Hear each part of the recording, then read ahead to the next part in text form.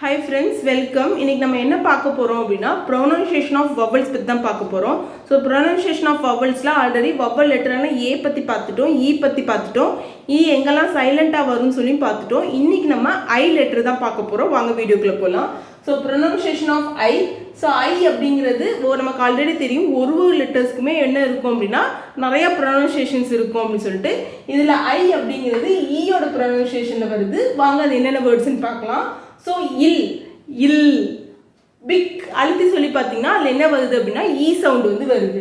With ink அப்படிங்கும்போது இ sound வந்து எல்லா இடத்துலையும் வந்திருக்கு. ஐ வந்து ஈயா வந்திருக்கு. ஆனால் இதில் நம்ம வந்து ரொம்ப அழுத்தி சொல்லலை. பிக் இங்க் வித் அப்படின்னு எல்லாமே என்ன செஞ்சுருக்கோம், ரொம்ப மெதுவாக தான் ஈ வந்து ரொம்ப அழுத்தி சொல்லாமல் லைட்டாக தான் ப்ரொனவுன்ஸ் பண்ணியிருக்கோம். அடுத்து வந்து என்னென்னா ஐ வந்து ஐ சவுண்டில் வருது.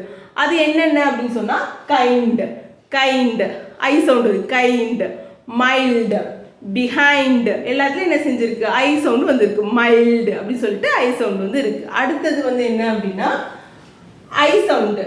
இது வந்து ஐ ஐ அப்படின்னு சொல்லுவோம்ல, ஜாலி ஐ, அந்த ஐ சவுண்டில் வந்து வந்திருக்கு. ஸோ இதில் ஏன் ஜிஹெச்னு கொடுத்துருக்கோன்னா ஜிஹெச்க்கு அப்புறம் வர்றது ஐ வந்து ஜிஹெச்க்கு அப்புறம் வந்துச்சு அப்படின்னா அதுலலாம் ஐ சவுண்டு வந்து வந்திருக்குமா.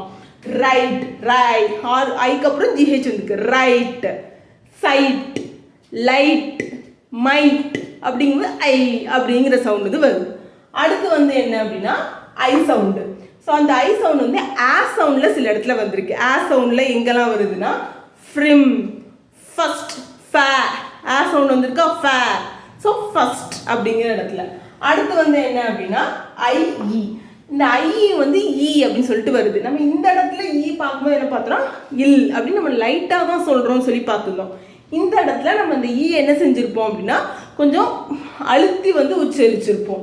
ஸோ அது என்னென்ன வேர்ட்ஸ் அப்படின்னு சொன்னால் ப்ரீஃப் அப்படின்ட்டு இருக்கு. ப்ரீஃப் அப்படிங்கிற வேர்டு ஐயும் ஈயும் ஒன்று சேர்ந்துருச்சு. ப்ரீஃப்க்கு BRIEF ஐயும் ஈ ஒன்று சேர்ந்தனால அதை நம்ம என்ன செய்கிறோம் அப்படின்னா அதை ரொம்ப அழுத்தி சொல்கிற மாதிரி இருக்குது. ப்ரீஃப் ரிசீவ் டிசீவ் அச்சீவ் அப்படிங்கிற இடத்துல நம்ம என்ன செஞ்சுருக்கோம், ஈயை வந்து ரொம்ப அழுத்தம் திருத்தமாக சொல்லியிருக்கோம்.